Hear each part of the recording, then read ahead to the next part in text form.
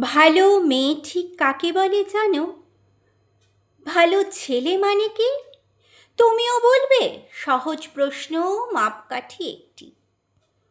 যে মেয়ে পেয়েছে অঙ্কে 100, যে ছেলে ভূগোলে সেরা, তারাই তো ভালো।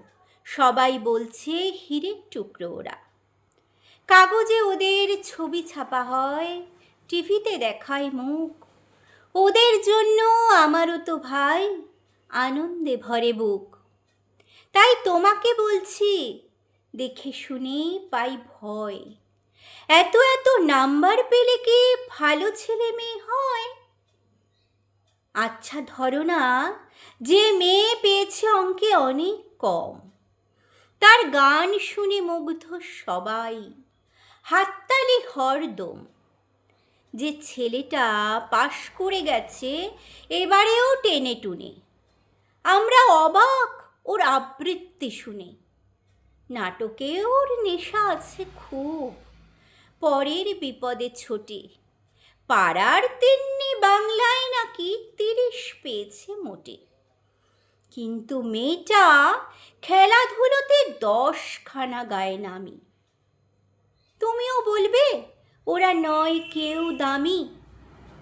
চাই যে অনেক ইঞ্জিনিয়ার, চাই আরও ডাক্তার, পাশাপাশি চাই শিল্পী, খেলুড়ে, স্নেহময়ী সিস্টার।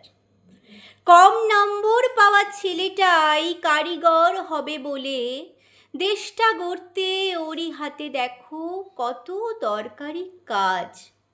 অভাবের টানে কলেজে পড়েনি, ছোট দরমার বাড়ি, তবুও ছেলেটা বাবা মাকে দেখে, ভাড়াতে চালায় গাড়ি। তাই বলছি কি, নম্বরে হয় না গো মাপকাঠি। তাই বলছি কি, নম্বরে হয় না গো মাপকাঠি। ভালো ছেলে মেয়ে বলতে কি ভাই, মানুষ চাইছি খাঁটি। ভালো ছেলে মেয়ে বলতে কি ভাই, মানুষ চাই যে খাঁটি। কবি কার্তিক ঘোষের লেখা কবিতা তুমিও বলবে। ভালো লাগলে অবশ্যই কমেন্ট করে জানাবে।